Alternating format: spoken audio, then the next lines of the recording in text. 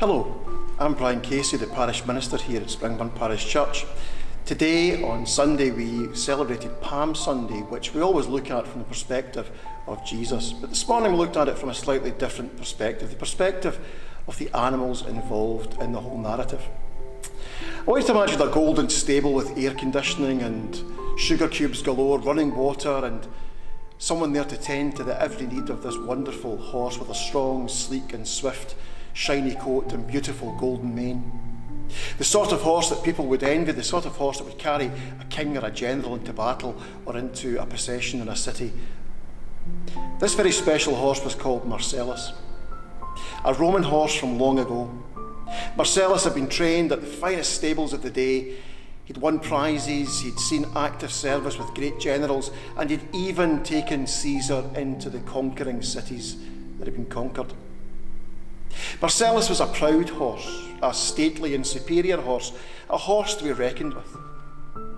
But I also want you to imagine an unhappy and unloved and unworshipped young donkey, young colt, that no rider had ever sat on. Nobody had brushed him, nobody had cleaned his hooves or given him sugar cubes. He was stubborn, slow, and maybe even quite silly looking. The kind of animal people would sometimes make fun of, a beast of burden to carry logs or to carry wood or to carry hay. Not very well cared for, certainly not clean, an animal made for the dirt track, the marketplace, the back streets of a city, not the processions of Rome. This donkey was called Zedekiah, or Zeddy for short.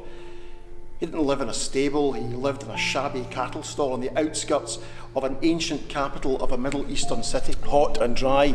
He was overlooked by most people and only kicked and shouted at by the rest. Not owned by anyone important or special, and never used for anything other than being a beast of burden. A poor animal, mostly in a sorry state, the kind the RSPCA would take away today.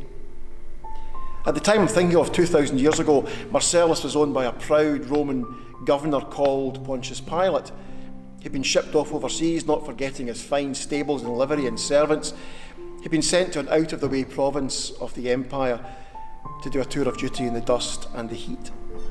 At the garrison town of Caesarea, he marched proudly with the troops, his head raised high and looking down his nose at everyone. I'm a fine horse, he thought, as he led the governor's procession to his house, recognised for his greatness. Then came the day to march to Jerusalem to take Pontius Pilate to his house.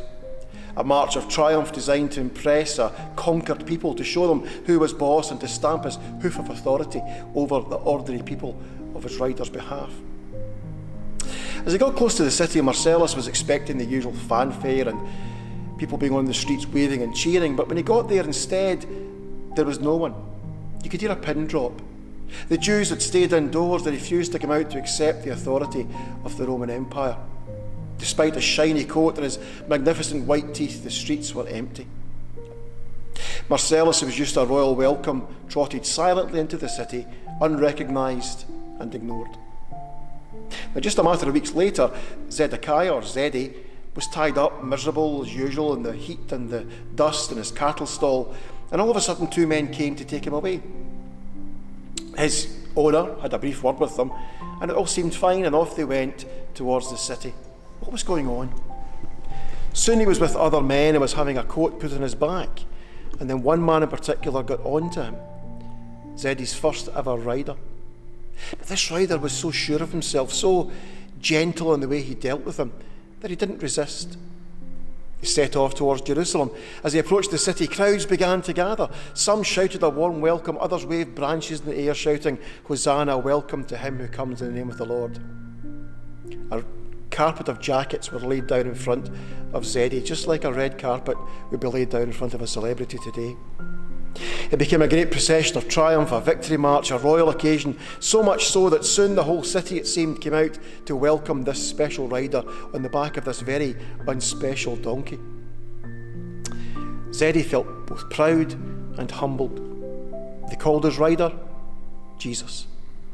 Zeddy found him so light to carry, and yet clearly he was the most important thing he would ever carry on his back.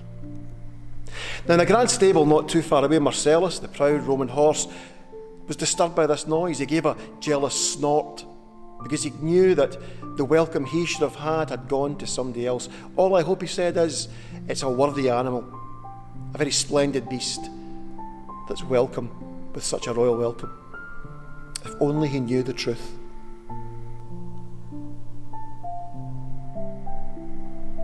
Jesus wants us to be humble, to be modest, and not to strut around looking down our noses at other people.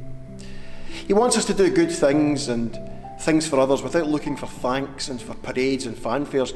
He wants us to love and be gentle to others, just like he was to Zeddy. Let's renew our love for Jesus and for each other in this Holy Week. Let's put aside all the old traditional Glasgow prejudices and come together as a people of God to give thanks for a Messiah who came on a donkey, a gentle Messiah, a loving Messiah.